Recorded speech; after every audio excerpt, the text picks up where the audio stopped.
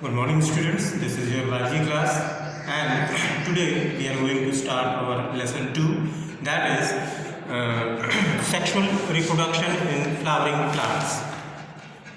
So okay students, we will discuss firstly about what is the flower. So flower is actually the sexual reproductive part of angiosperms. It is the sexual reproductive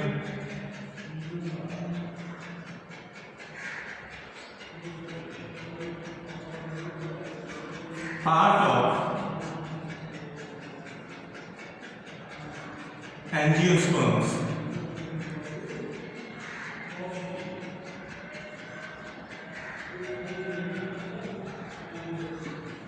It is the sexual reproductive part of the angiosperms and it develops after the completion of vegetative phase. Okay, and the branch of ornamental horticulture, that branch of ornamental horticulture concerned with growing and marketing of ornamental flowers is called floriculture. So floriculture is basically a part of horticulture. So now we will discuss about the different parts of the flower.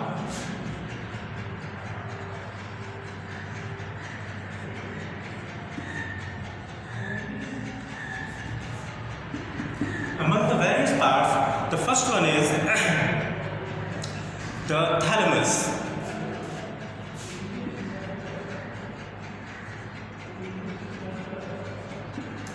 Thalamus. It is the various parts of a flower are actually attached to a central axis which is called thalamus. So over here in this diagram, this is the thalamus.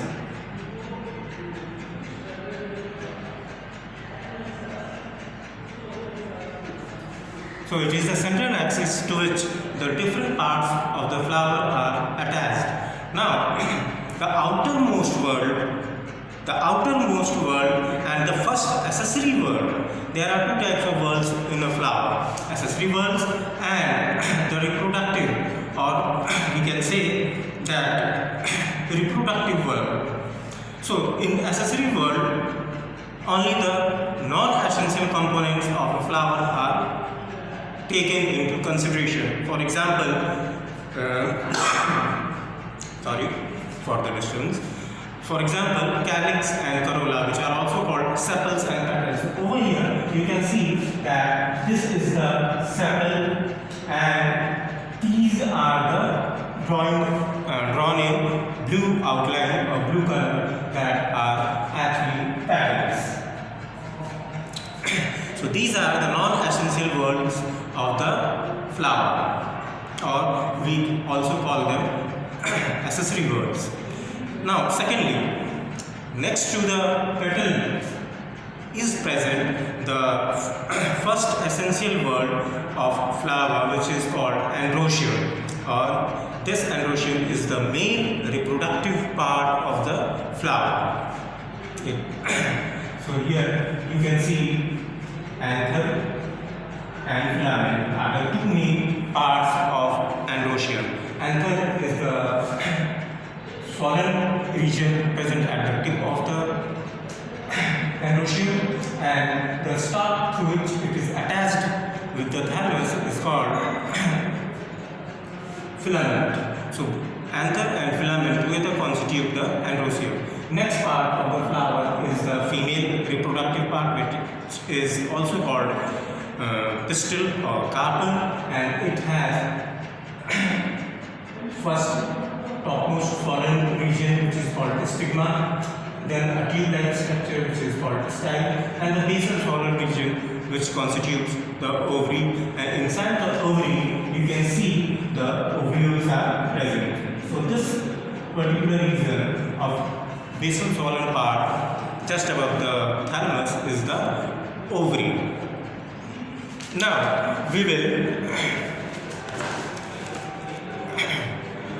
discuss about the different functions of the floral members, or we can say the different functions of the different floral parts. So first one is the calyx. So calyx basically, it is basically green in color in most cases.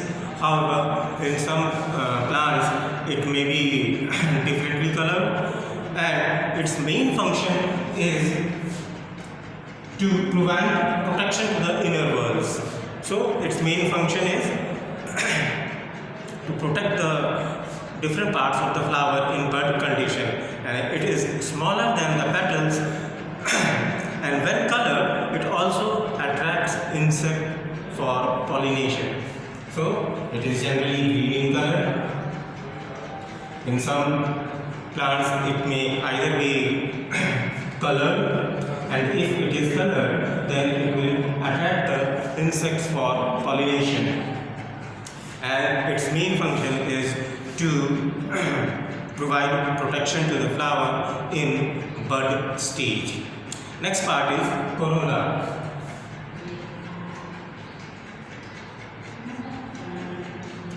These are generally they are colored, and their main function is to attract the insects for pollination. Sometimes the base of the corolla bears actually some secretory glands which secrete nectar. Thirdly, it also provides protection to the plant. Now we come to the main reproductive part, which is androecium.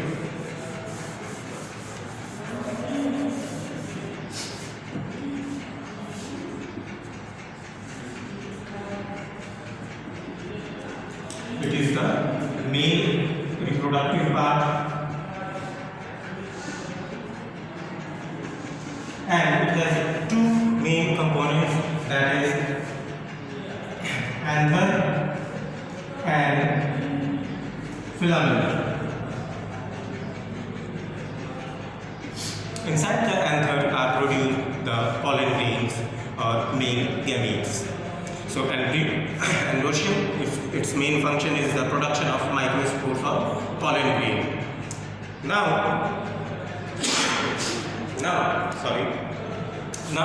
we come to the next part, that is gynoecium.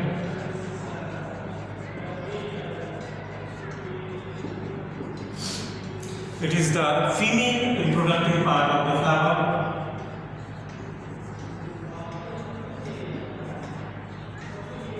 and it has three main parts, that is stigma, style and ovary.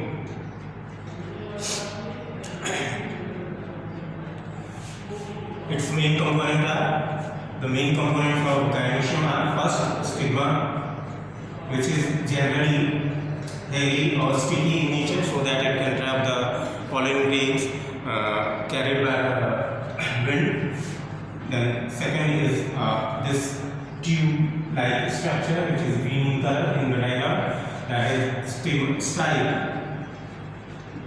And the third part is basal floral part, which is called ovary, and inside the ovary, ovules are present. After the fertilization, the ovary gets converted into fruit, and the ovules form seed.